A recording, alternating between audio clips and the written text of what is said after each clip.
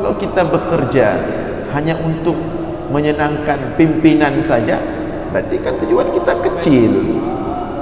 Tujuan kita pimpinan kita manusia.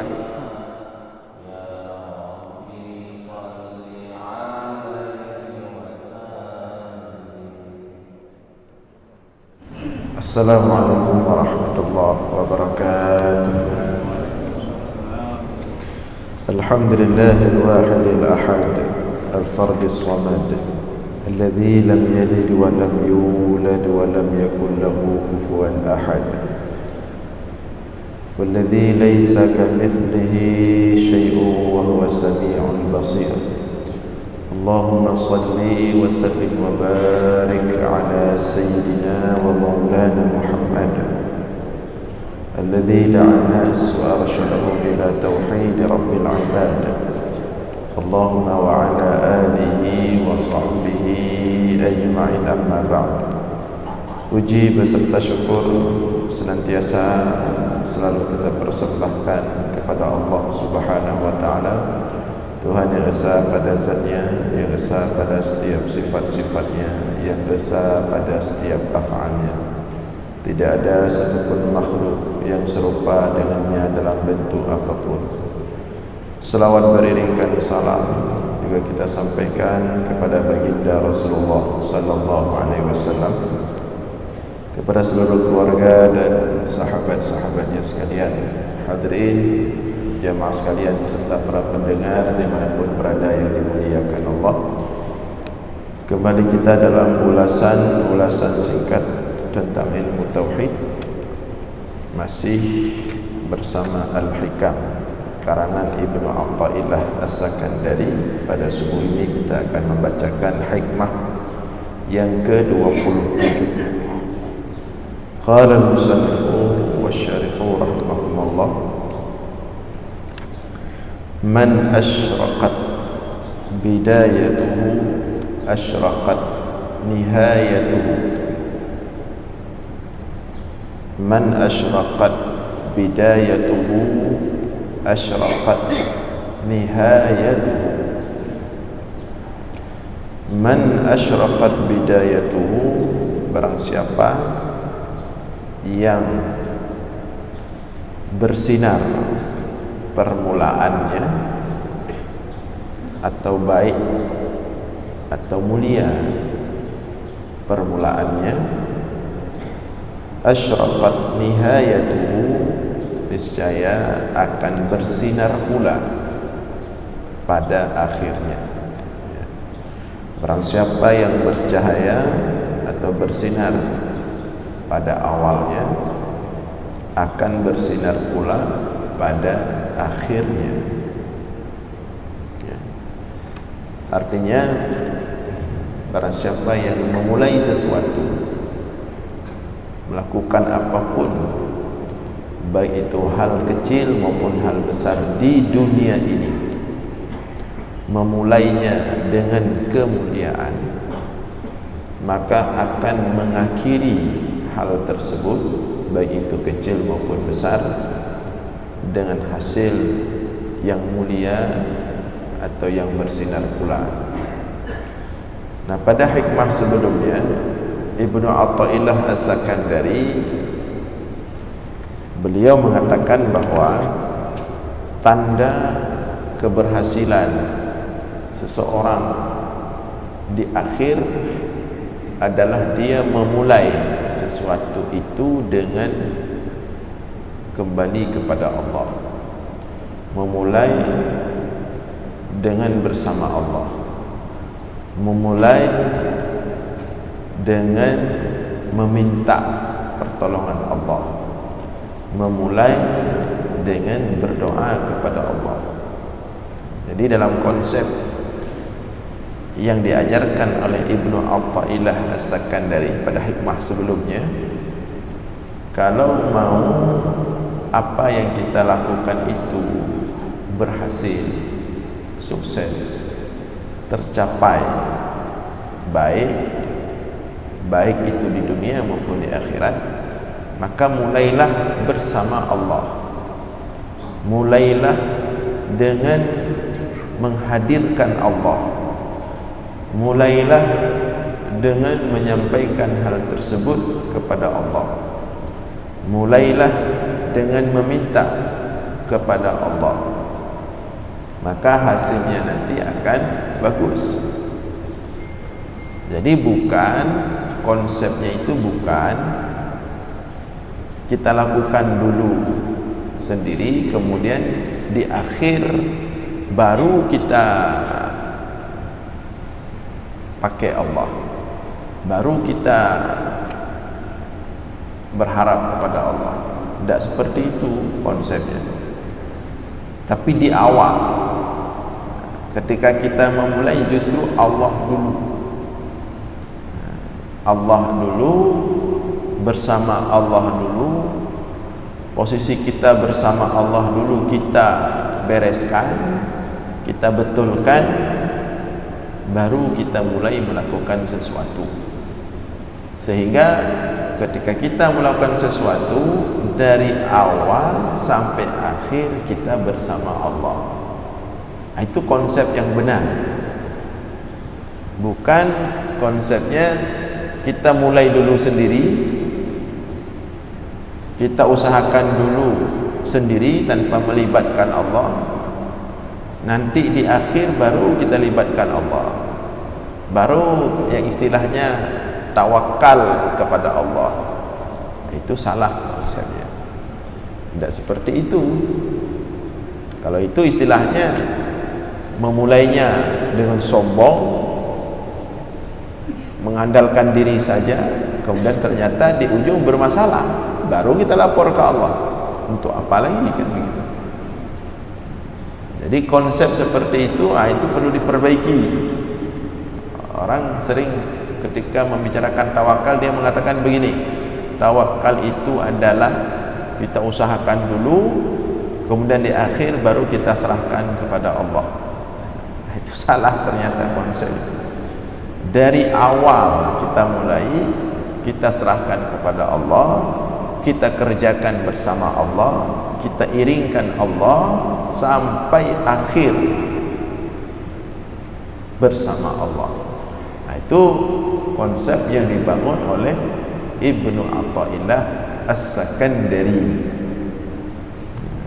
Makanya ketika Rasulullah mengatakan lau tawakkaltum haqqa tawakkulihi laruziqtum kama yurzaqut tayr yaghdu khimasan wa yaruhu bitana. Seandainya kalian bertawakal seandainya kalian bertawakal dengan sebenar-benar tawakal, laruziqtum, kalian akan diberikan rezeki oleh Allah sebagaimana diberikan rezeki burung. Yaghdu khimasa, pagi hari dia terbang dalam kondisi kosong perut, wa yaruhu bitana, tapi ketika pulang dia kenyang. Bagaimana dia mulainya? Dari ketika dia berangkat pagi, dia tidak tahu di mana rezekinya itu, tapi dia sudah pasrahkan kepada Allah. Dia yakin.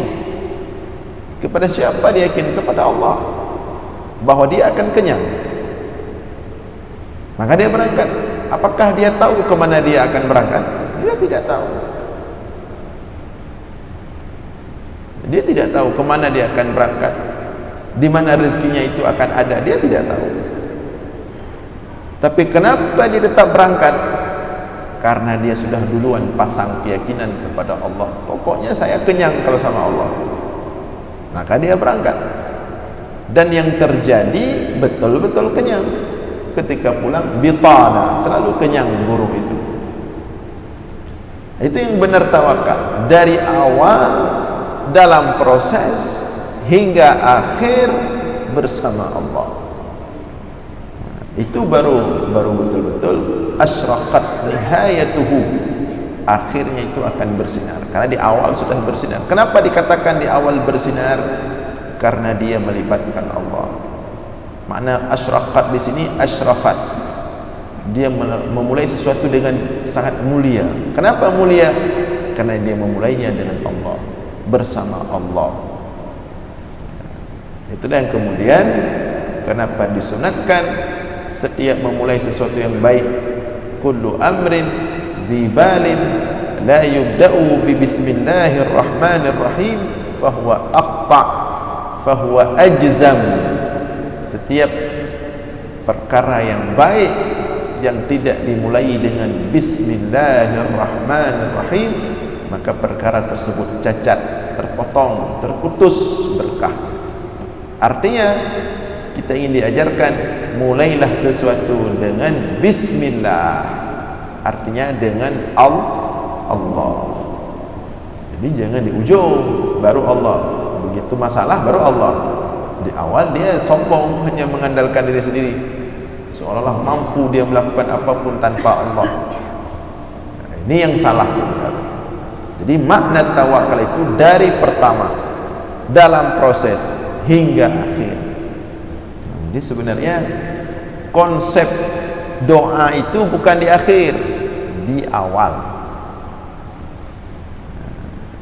Ya, makanya betul juga ada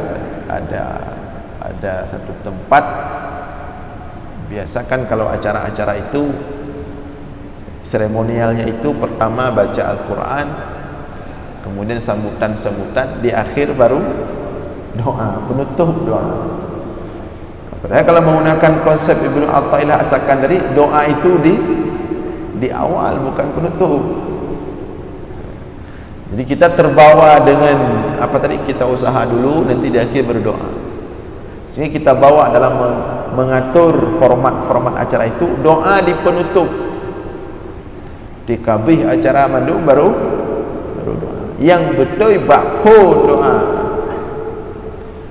Minta kepada Allah, ya Allah, ini kami membuat acara, mau lakukan acara, maka berkahilah acara ini ya Allah.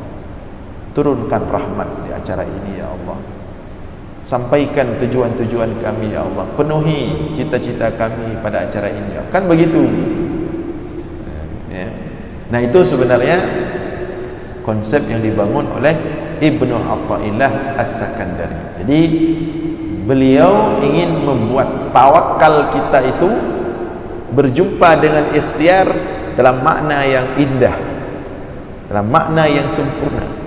Jadi antara ikhtiar dengan tawakal, dia berjalan beriringan, tidak pisah-pisah. Tidak ikhtiar dulu kemudian di ujung baru tawakal, juga tidak demikian. Tawakal dulu di ujung baru ikhtiar, tapi dia dari awal dalam proses sampai ke ujung dia berjalan beriringan. Maka kemudian Ibnu Athaillah Ibnu Ajibah menjelaskan hikmah ini. Isyraqul bidayah huwa ad-dukhulu fiha billah wa talabuha billah wal i'timadu fiha 'ala Allah ma'a as-sa'yi fi asbabiha wal i'tina fi talabiha qiyaman bihaqqil hikmah wa adaban ma'al qudrah wa ya'dhumu as-sa'yu fi as-sabab biqadri 'azamatil matlab fa biqadril mujahadah takunu ba'daha al-musyahadah. Apa makna isyraqul bidayah? Barang siapa yang memulai, bersinar permulaannya akan bersinar ujungnya. Makna bersinar permulaan huwa ad-dukhulu fiha billah, dia masuk melakukan sesuatu tersebut billah, dengan menghadirkan Allah, bersama Allah. Wa talabuha billah, kemudian dia menuntut hal tersebut, melakukan hal tersebut, mengusahakan hal tersebut juga bersama Allah. Wal i'timadu fiha 'ala Allah, dan dia berpegang dalam melakukan hal tersebut juga kepada Allah.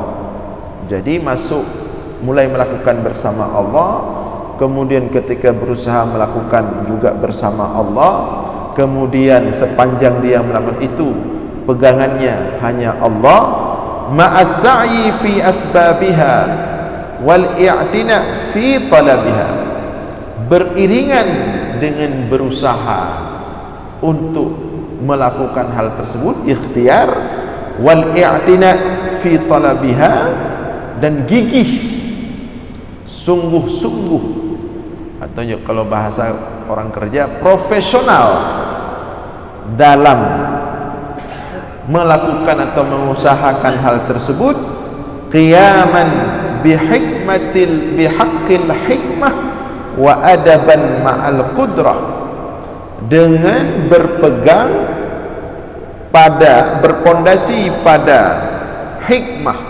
hakikat hikmah, usaha, wa adaban ma'al qudrah, dan menjaga adab terhadap kudrah Allah. Kenapa dia berusaha? Itu perintah Allah. Kenapa dia ikhtiar? Itu perintah Allah. Tapi kenapa di samping dia ikhtiar, dia menyerahkannya kepada Allah, dia hanya berpegang kepada Allah, dia hanya yakin kepada Allah?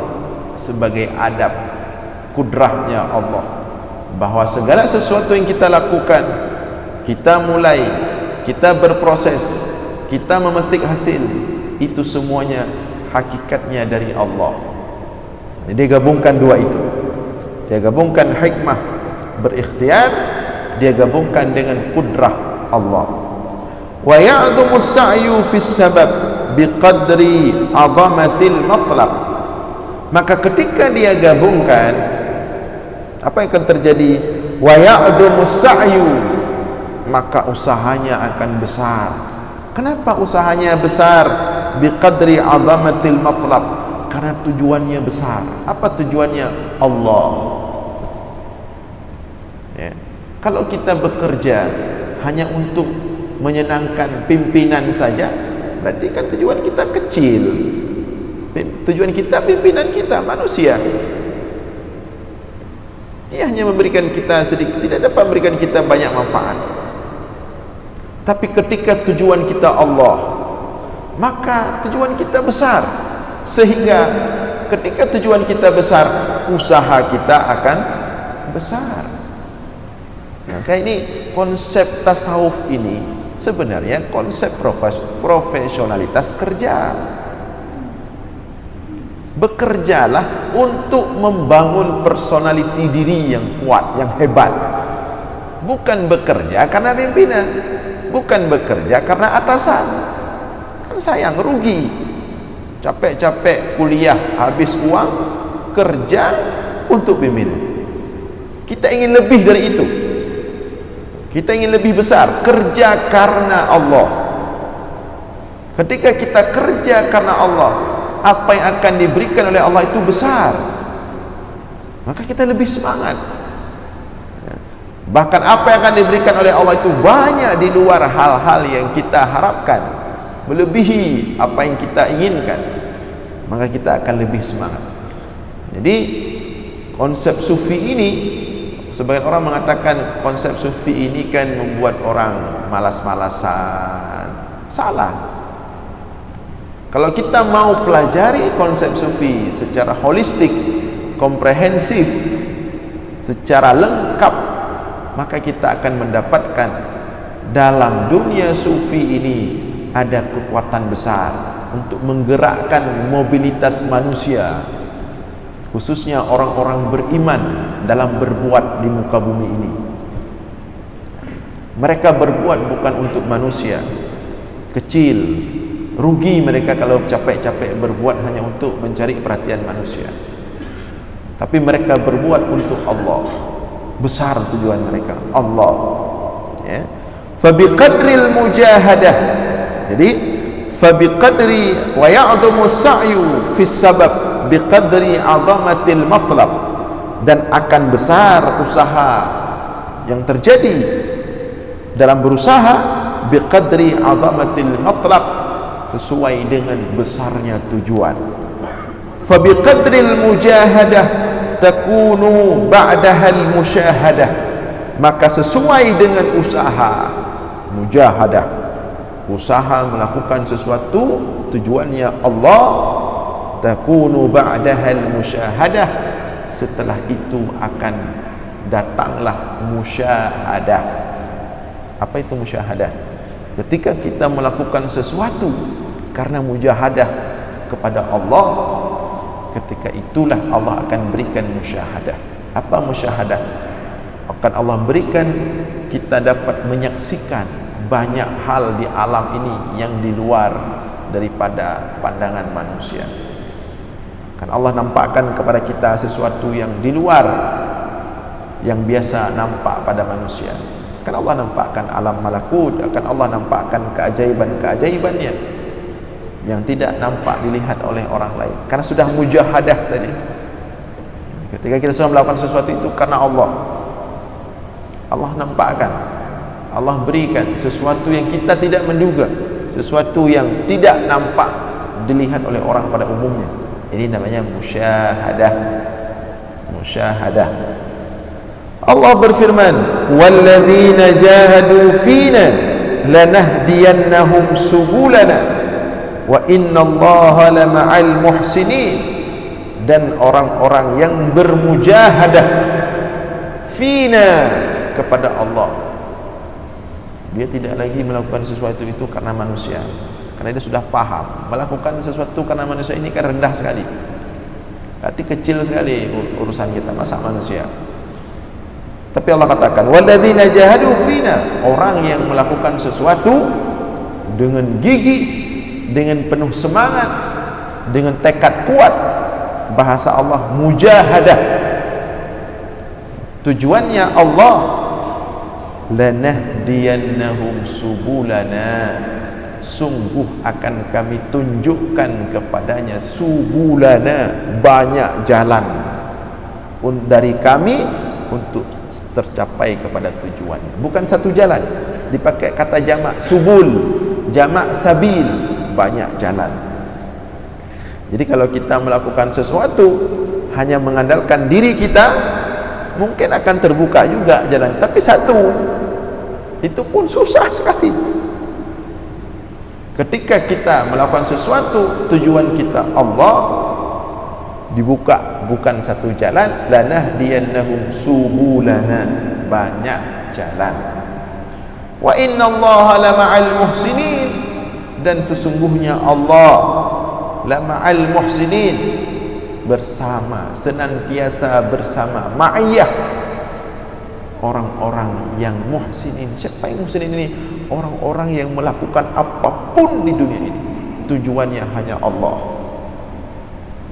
Allah ma'iyah bersama mereka. Maka hati-hati sama orang yang sudah menyerahkan segalanya kepada Allah, yang coba-coba sakiti dia. Allah bersama dia. Kalau kita okeylah, apapun yang kita lakukan, kepentingan dunia itu masih mendominasi dalam pikiran dan jiwa kita. Kalau melakukan sesuatu, ini keuntungannya apa untuk saya, ini keuntungannya untuk apa, ini keuntungannya, ini persen untuk saya berapa, ini nanti saya dapat berapa. Itu mungkin kita. Tapi orang-orang yang muhsinin ini, apapun yang dia lakukan sudah mutlak tujuannya Allah. Dia tidak berharap sedikit daripada dunia itu. Kan dunia itu rendah sekali, cuma sedikit. Dia tidak berharap, dia hanya berharap Allah. Allah katakan wa innallaha lama'al muhsinin, sesungguhnya Allah bersama orang-orang muhsinin seperti itu. Allah bersamanya. Jadi la khaufun alaihim wa lahum yahzanun. La khaufun, tidak ada rasa takut bagi mereka, wa lahum yahzanun, mereka tidak pernah khawatir. Mereka lah yang paling enak hidupnya. Mereka enggak pernah takut kehilangan jabatan, mereka enggak pernah takut kekurangan harta. Apa yang mereka lakukan lempang, tidak ada beban. Yang takutkan manusia-manusia yang apa-apa takut hilang jabatan, takut kurang harta, takut nggak dapat ini, takut nggak dapat itu. Kenapa? Karena dia masih terbelenggu dengan dunia. Justru orang itulah yang tidak akan pernah bahagia. Jadi yang betul-betul bahagia itu orang yang menyerahkan segala sesuatu mutlak kepada Allah, kemudian dia berusaha sekeras mungkin, bahkan lebih semangat karena tujuannya Allah. Nah, ini yang benar. Ya, jangan dibalik-balik. Atau ya ada yang model begini, mulutnya karena Allah, mulutnya ikhlas, seperti kita sampaikan pada pertemuan sebelumnya, motonya ikhlas beramal, tapi gara-gara ikhlas beramal kerjanya nggak semangat. Kenapa kerja nggak semangat? Ikhlas ya ala kadar, namanya juga nggak ada gaji. Itu bukan ikhlas namanya, itu merusak sistem. Makanya ikhlas itu tidak ada urusan dengan imbalan, tidak ada imbalan. Bukan berarti orang tidak ada imbalan disebut ikhlas, bukan juga orang yang ada imbalan disebut tidak ikhlas. Tidak ada urusan dia dengan itu. Ikhlas itu jauh maknanya. Dia suci, dia bersih. Dia bukan yang tampil di luar, tapi dia yang terwujud dalam hati. Ketika hatinya mulai terasa hambar dengan dunia, mau dapat sesuatu dari dunia ini, tidak dapat sesuatu, hatinya sama. Kalau sudah dapat seperti itu, itulah ikhlas. Tapi kalau belum, ya belum, dan tidak apa-apa, kita berusaha saja dulu. Jadi ikhlas itu sebenarnya tidak bisa dijelaskan, dia hanya bisa dirasakan oleh hati. Nah, faman ra'aynahu fi bidayatihi jaddan fi talabil haqq mu'ridan 'anil unsi bil khalqi mustaghriqan fi khidmati maulahu nasiyan li hududhihi wa hawahu alimna anna nihayatahu musyriqah wa 'aqibatahu mahmudah wa ma'aribahu maqdiyah. Barang siapa yang kita lihat dia fi bidayatihi, dalam memulai sesuatu, melakukan sesuatu, baik itu hal kecil maupun hal besar, jaddan fi talabil haqq, dia sungguh-sungguh yang ingin dia capai adalah al-haq, Allah. Mu'ridan 'anil unsi bil khalq, berpaling daripada perhatian manusia. Mustaghrikan fi khidmati maulahu, dia habis-habisan full ya mengkhidmat Tuhannya, artinya dia berbuat untuk Allah. Nasiyan li hududihi, hingga lupa kepentingannya sendiri, wa hawahu, dan hasratnya sendiri, karena terlalu tadi tujuannya Allah, sehingga dia tenggelam bersama Allah. Apapun yang dilakukan untuk Allah, sampai dia lupa untuk makannya sendiri, untuk penghasilannya sendiri, untuk tercapai hasratnya sendiri. Lupa dia, kan terlalu fokus dan dalam bersama Allah. Alimna anna nihayatahu musyriqah, dengan demikian kita tahu ini orang ujungnya nanti akan bersinar, akan bercahaya. Wa aqibatahu mahmudah, hasilnya nanti akan terpuji. Wa ma'aribahu maqdiyah, seluruh hajatnya akan terpenuhi. Nah, ini sebenarnya manusia-manusia seperti ini kalau ada kita dapatkan, ini sudah manusia akhirat sebenarnya. Walaupun tubuhnya masih di dunia, tapi ini sudah akhirat. Dia sudah dapat surga sebelum masuk surga benaran. Seperti kata Ibnu Taimiyah, seandainya raja-raja dunia mengetahui apa yang telah Allah berikan dalam hati kami, mereka akan datang mengancam kami, bahkan membunuh kami demi untuk mendapatkan apa yang telah Allah berikan dalam hati kami. Inilah maknanya ya. Manusia-manusia yang sudah mengakhirat, bukan membumi ya. Kalau kita kan masih suka konsepnya membumi. Apa makna membumi? Biar kita dikenal di bumi, kan itu. Nah, ini tidak mengakhirat. Dia tidak ada lagi kepentingan dirinya, tidak ada lagi. Tapi orang ini kalau jumpa sama kita, ya kita pun akan merasa heran dengan dia ya. Maksudnya akan sulit kita jangkau Dan pun tidak bisa sembarangan untuk tiba-tiba kita berada di makam ini. Kalau langsung kita mau berada di makam ini secara ekstrim, bisa lapar juga kita. Biasanya begitu kita lihat ada orang yang tidak mau apa-apa dengan dunia, tapi dia selalu berbuat sesuatu itu totalitas demi Allah, tapi kemudian dia tidak menginginkan apapun, tidak menginginkan dunia apapun, kita lihat hasilnya justru lebih besar. Datang kita mau coba seperti dia, belum tentu. Artinya ini juga perlu mumarasah atau mujarab, latihan pelan-pelan. Sebaliknya, wa man ra'aynahu muqassiran fi talabi maulahu lam yakhrut an nafsihi wa hawahu alimna annahu kadhibun fi da'wahu fa nihayatuhu al-hirman wa aqibatuhu al-khudlan illa ay yatadarakahu al-karimul mannan hadha fi tariqil usul ila hadratil haqq.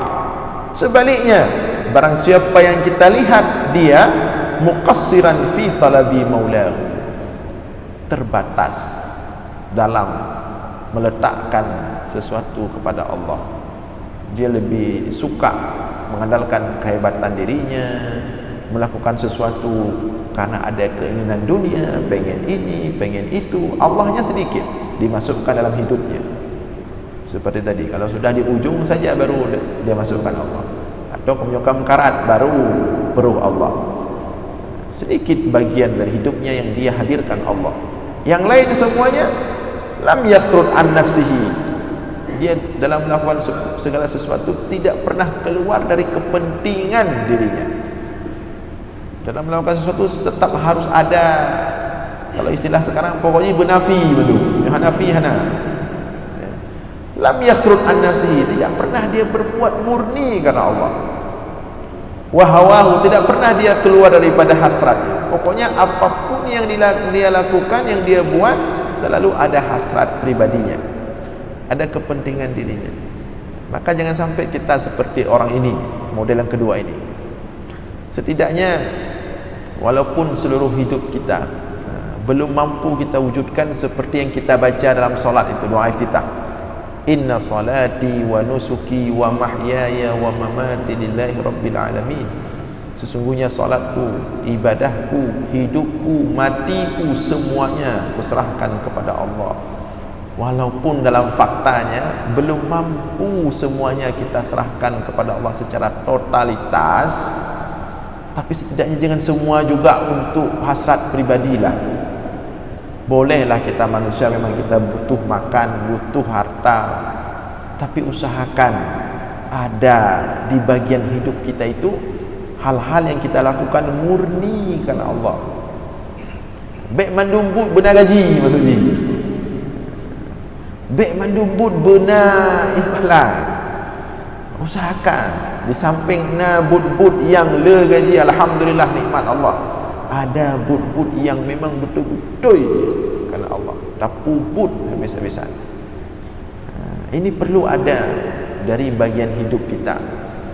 Maka kita lihat sebagian orang bagus ya, ketika dia itu sudah punya pengalaman banyak, atau bahkan mungkin sudah pensiun, kemudian dia mengkhidmahkan hidupnya untuk misalnya mengurus rumah Allah, ini luar biasa, atau mengurus agama Allah dalam bidang tertentu, ini luar biasa. Tapi kalau bisa di situ jangan lagi mengharapkan dunia, yang kajut tok karena Allah. Jangan juga sudah 60 tahun bekerja, penghasilan tunjangan begitu banyak, diberikan sisa hidup oleh Allah mungkin 5 tahun, kemudian masih juga kita pakai untuk yang menghasilkan ini itu. Harus ada bagian daripada hidup kita yang kita di situ mutlak untuk Allah, walaupun belum mampu seluruhnya. Tapi kalau mereka ini para salik ilallah, para wali-wali Allah, ini mereka orang-orang yang sudah sampai di makam inna salati wa nusuki wa mahyaya wa mamati lillahi rabbil alamin. Sesungguhnya salatku, ibadahku, hidupku, matiku lillahi rabbil alamin, totalitas untuk Allah. Kita mudah-mudahan akan sampai suatu waktu kita juga seperti itu. Walaupun sekarang kita baca selalu setiap takbiratul ihram, Allahu akbar, kita baca doa iftitah, inna salati wa nusuki wa mahyaya wa mamati lillahi rabbil alamin. Tidak masalah, penting kita baca aja dulu. Nah, setidaknya walaupun belum tercapai 100%, makna inna salati wa nusuki wa mahyaya wa mamati lillahi rabbil alamin itu adalah bagian sedikit yang kita dapatkan daripada yang kita baca tersebut. Ya, jadi orang yang hanya mementingkan kepentingannya sendiri dalam melakukan apapun, tidak ada tempat untuk Allah dalam hatinya, dalam tujuannya. Alimna annahu kadhibun fi da'wahu, dia itu berdusta dalam dakwanya. Misalnya dalam mengatakan ini saya lakukan untuk Allah, ini karena Allah, tapi kalau dalam dirinya masih ada kepentingan dunia, itu dusta, bohong. Fanihayatu al-hirman, maka ujung-ujung dari apa yang dia lakukan itulah al-hirman. Allah haramkan keberkahannya. Walaupun secara fisik tercapai mungkin, tapi tidak ada keberkahan. Hirman, Allah haramkan.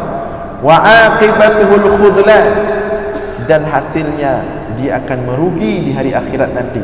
Illa ayyatadarakahul karimul mannan, kecuali Allah cepat-cepat meluruskannya, menyentuhnya, memegangnya, diluruskan niatnya. Nah, di sini maksudnya Ibnu Ajibah ingin mengatakan, walaupun sudah seperti itu, tetap peluang untuk merubah niat masih ada. Walaupun selama ini kepentingan hanya dunia, tok, tapi selama umur masih diberikan oleh Allah untuk merubah kembali peta niat hidup itu masih ada. Maka di sini dikatakan illa ayyatadarakahul karimul mannan, kecuali Allah menariknya kemudian meluruskannya. Maka jangan sampai kita orang-orang yang dari dari kecil sampai mati, na'udzubillah, apa yang kita jalani daripada hidup ini semuanya untuk kepentingan pribadi. Ini mengerikan, menyedihkan sekali. Hadza fi tariqil usul ila hadratil haq, inilah jalan yang benar untuk sampai ke hadirat Allah. Wa amma israful bidayah fi talabi hawaijid dunya awil maqamat awil maratib awil khususiyah mathalan fahuwa bizuhdi fiha wal i'radi anha wal istighal billahi anha. Ini kalau kita jelaskan ini akan sedikit panjang, dan ini sudah masuk kepada kekhususan orang mereka yang ahli tariqah, mereka yang berpegang konsep. Ketika kita menginginkan sesuatu, justru yang kita inginkan itu akan susah dapat. Ketika kita tidak menginginkan apa-apa kecuali Allah, justru akan mudah kita dapatkan. Orang yang hanya menginginkan Allah dalam melakukan sesuatu, justru orang tersebutlah yang akan Allah berikan kekuasaan, yang akan Allah berikan kemampuan, yang akan Allah berikan kekayaan. Jadi justru untuk mendapatkan itu harus zuhud dari hal tersebut. Ingin mendapatkan kejabatan, harus zuhud daripada mendapatkan jabatan. Ingin mendapatkan harta, harus zuhud daripada mendapatkan harta. Cuma susah kita pahami. Ingin mendapatkan jabatan, harus zuhud dari jabatan. Bagaimana berjumpa antara ingin dengan zuhud? Bisa ya? Memang kita tidak pengen itu. Yang kita pengen hanya Allah. Allah berikan. Ketika kita hanya pengen Allah, Allah berikan. Cuman memang kadang-kadang hal-hal seperti ini hanya bisa dijelaskan oleh mereka-mereka yang sudah sampai kepada makam tersebut. Baik, untuk subuh ini kita pada sampai di sini. InsyaAllah kita lanjutkan subuh Jumat yang akan datang. Demikian, mudah-mudahan ada manfaat. Mohon maaf atas segala kekurangan. Aqulu qawli hadza wa astaghfirullah li wa lakum. Wassalamu alaikum warahmatullahi wabarakatuh.